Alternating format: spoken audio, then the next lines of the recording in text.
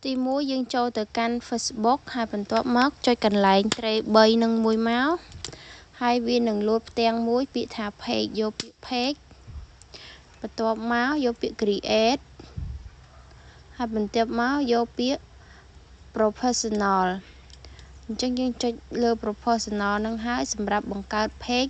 rồi lối tam Facebook nâng page chân phần tốt bị cho lơ nâng hái dương trời tại cho bịa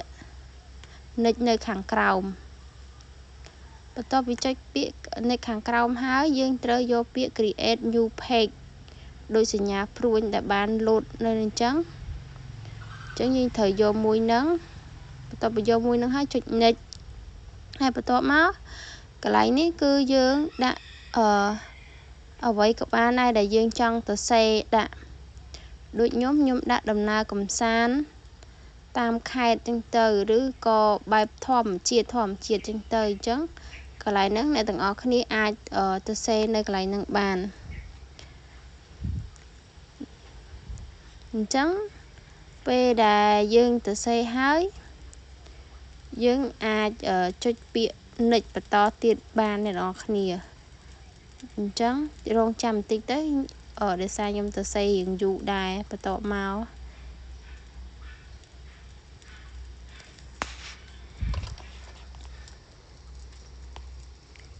អញ្ចឹងរងចាំរៀងយូរដែរតោះមកយើងចុចពាក្យនិចនេះដូចខ្ញុំបាននិយាយមុននឹងអញ្ចឹងណាចុចពាក្យនិចហើយបន្ទាប់មកកន្លែងនេះអ្នកនរគ្នាជ្រើសរើសយកមួយក៏បានពីរក៏បានតែសម្រាប់ខ្ញុំជ្រើសយកទាំងពីរអញ្ចឹងបន្ទាប់មកចុចពាក្យ create នឹងមកដល់កន្លែងនេះអ្នកទាំងអស់គ្នាចង់ទៅសេពីព័ត៌មានអំពីការដើរកម្សាន្តរបស់អ្នកទៅណាអញ្ចឹងក៏បានដែរប៉ុន្តែអានេះខ្ញុំចេះដាក់សិនទៅដើរលេងតាមខេត្ត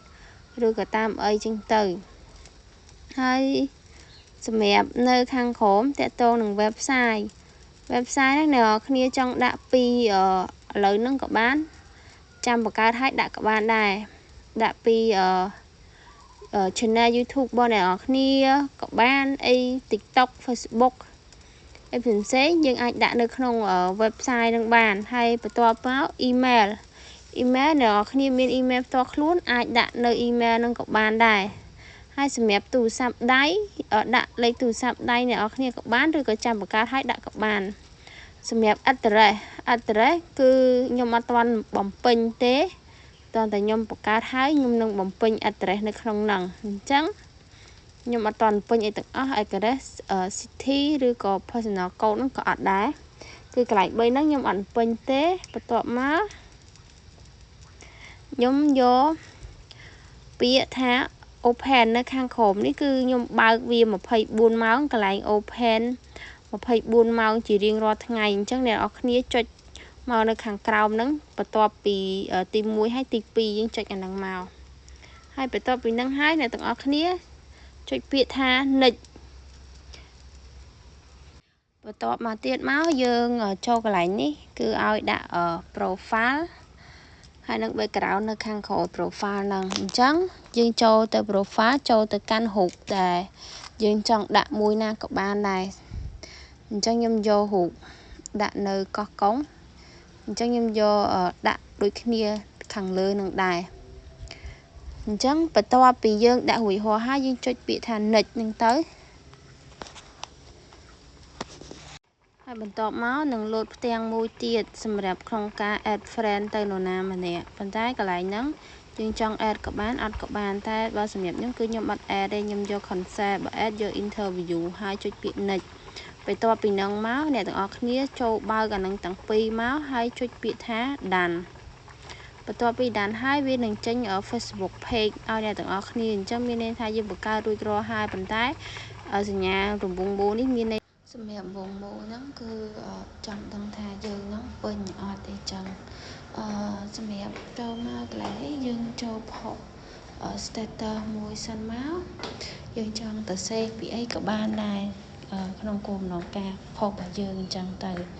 ណាអញ្ចឹងខ្ញុំទៅសេទាក់ទងជាមួយនឹងសង្គ្រាម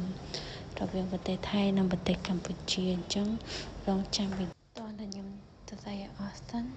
រងចាំបន្តិចទៀត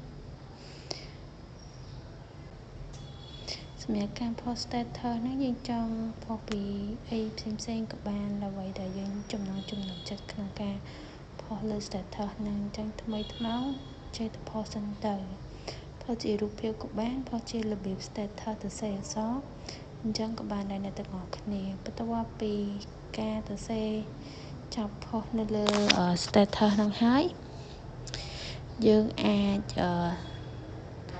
ចុចពាក្យ next នៅខាងលើហ្នឹងក៏បានដែរsorry អ្នកទាំងអស់គ្នាចុចពាក្យ next ហ្នឹងមិនក៏បានទេត្រូវតែចុចពាក្យ next ហ្នឹងទៅដោយសញ្ញាព្រួយដែលខ្ញុំប្រាប់ហើយបន្ទាប់មកចុចពាក្យថា post អញ្ចឹង